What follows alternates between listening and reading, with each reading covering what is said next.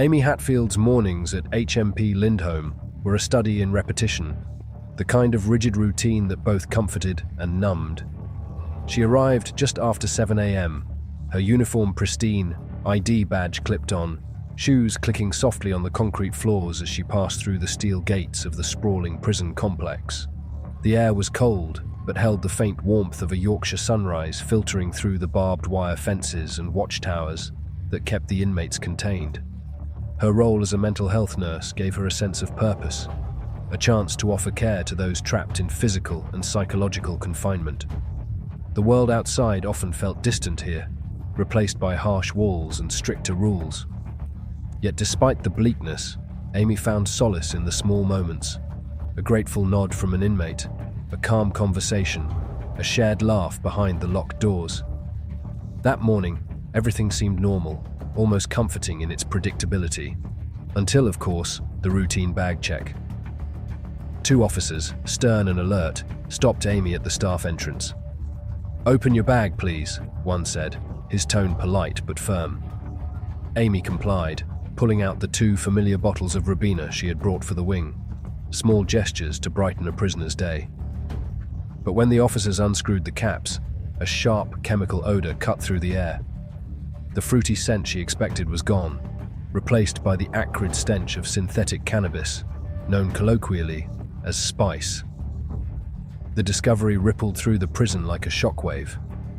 This wasn't just contraband. It was poison, hidden in plain sight.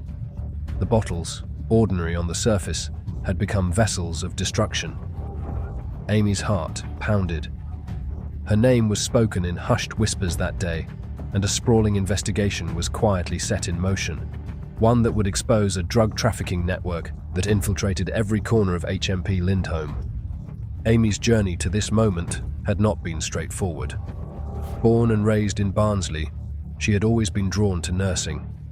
The care profession felt like a calling, a way to make sense of her own battles with anxiety and depression by helping others cope with their pain. Since September 2018, she had worked as a mental health support worker at Lindholme. The role demanded emotional resilience, patience, and above all, discretion. Prison life was brutal and unyielding, and inmates struggled with loneliness, addiction, and trauma. Amy was often the only person who could reach through the layers of anger and despair.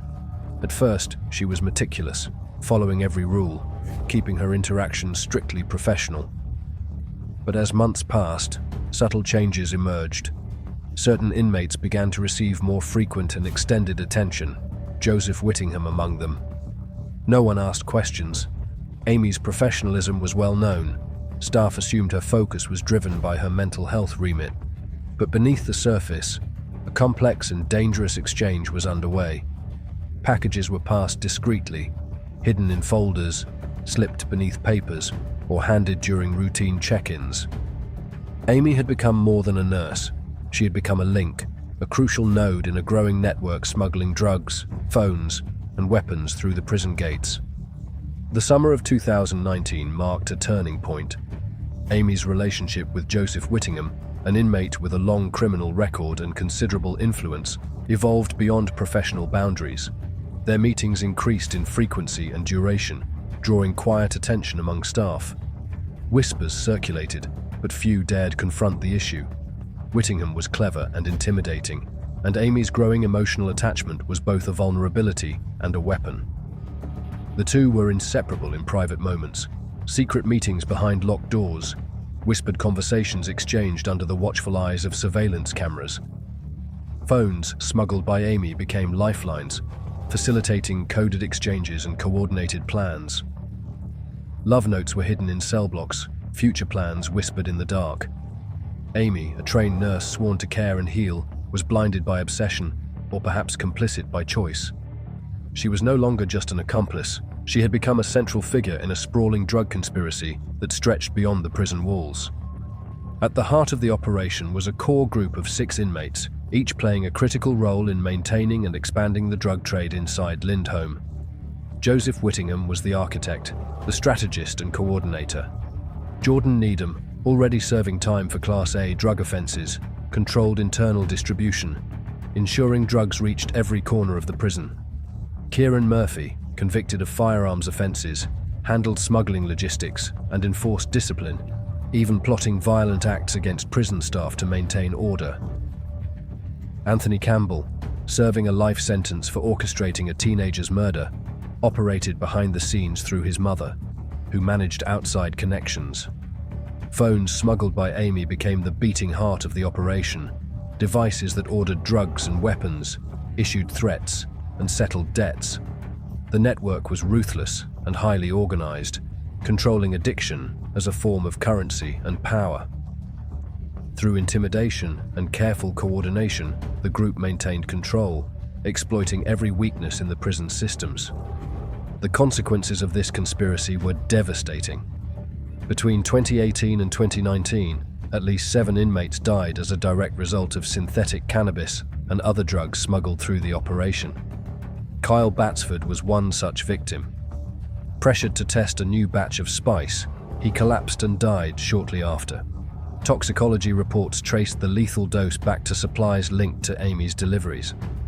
Another inmate, exposed to a different batch, fell into a coma, awakening 10 days later with permanent disabilities.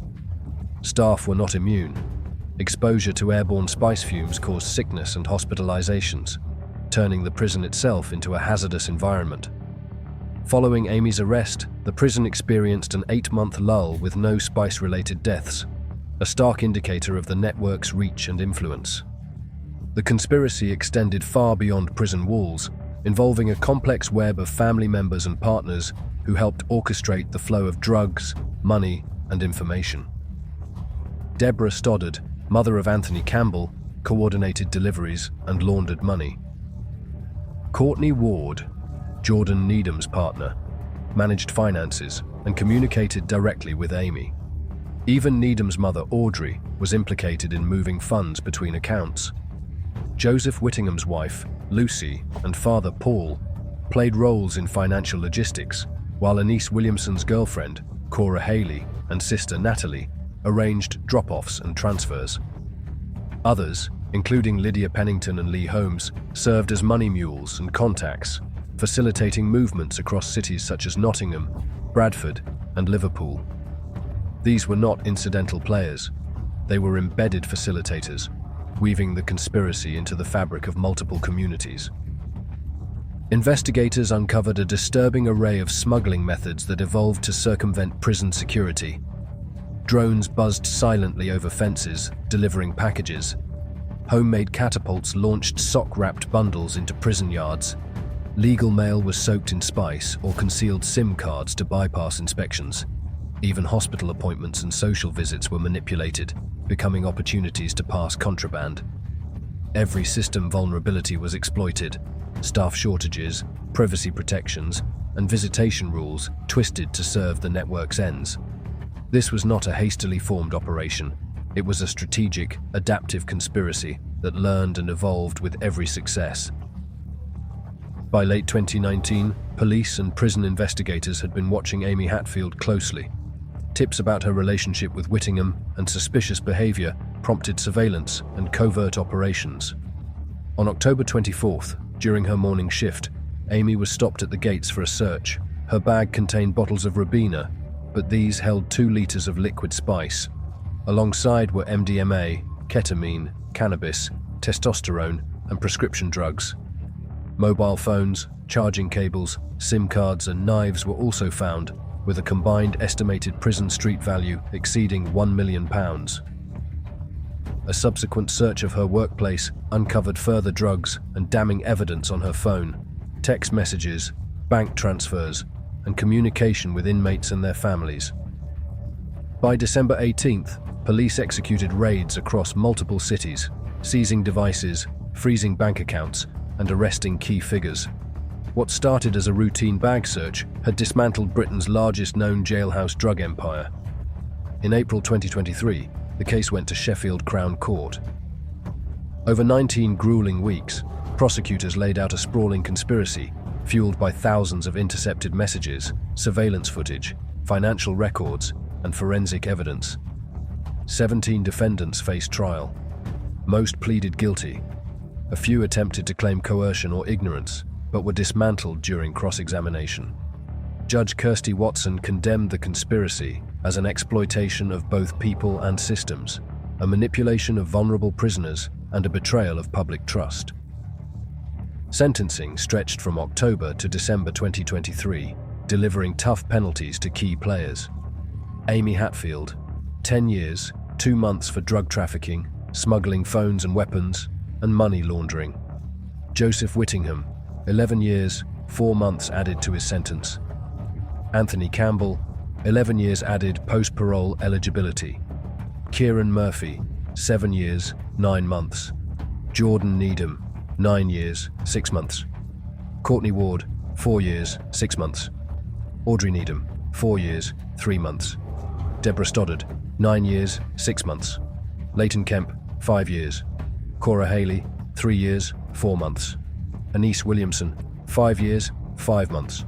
Natalie Williamson, 12 months. Lee Holmes, 2 years, 3 months. Lucy and Paul Whittingham, suspended sentences.